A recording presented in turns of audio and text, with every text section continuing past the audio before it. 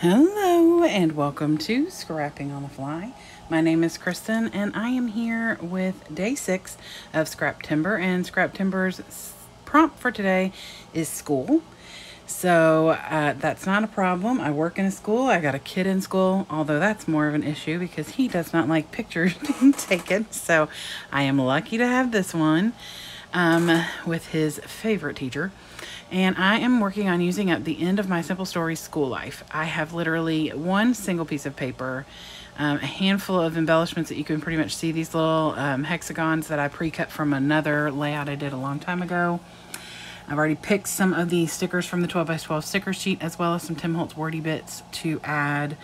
And this polka dot paper with like school supplies in the background on the other side is all I have left other than the scraps that you see right here.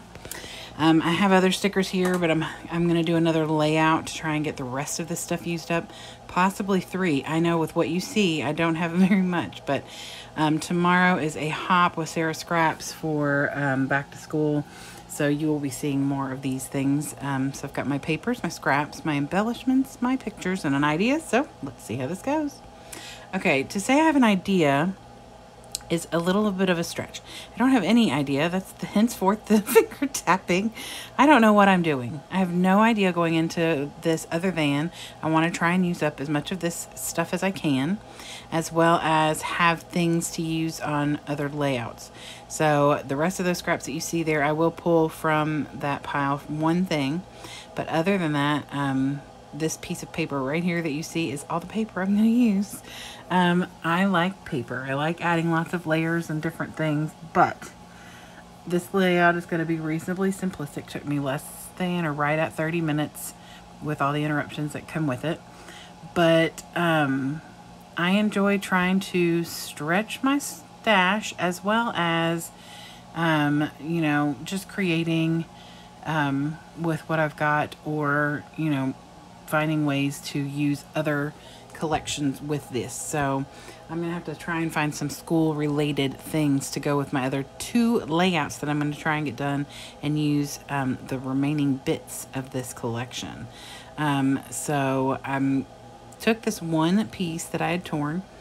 The first one I cut, I think between the 2 pieces at the bottom is 4 inches. So I cut like 2.5 inches and then a 1.5 inch. And then I just laid them down and then used that little branding strip or border strip that came from the sticker sheet up at the top. Now it's not a full 12 inches, so I knew I was going to have to find something to go up there, so I thought I'd use these tags because I got about 6 or 7 tags left with this collection. So I used the one that has the little measuring rulers because that's the paper I used to map my picture. And so I used that up there to kind of back the tag, because it's white obviously, so it's not gonna stand out very much. So I should have inked around the tag. I didn't. I should have, but it's attached now, so there's no going back now. But that's okay. I do, I think it stands out obviously enough, and I felt like that Don't Worry, Be Happy was a pretty appropriate tag. My son, this is the first day of school, and I had gone into one of the 4th grade classes to drop a kiddo off and happened to see my son's favorite teacher, who was in this picture, and mentioned to her that my son was at school because my school starts before his does. And normally I just take him to school and come in a little after school starts. And, but he's been wanting to try and go in earlier. So we went in first day of school.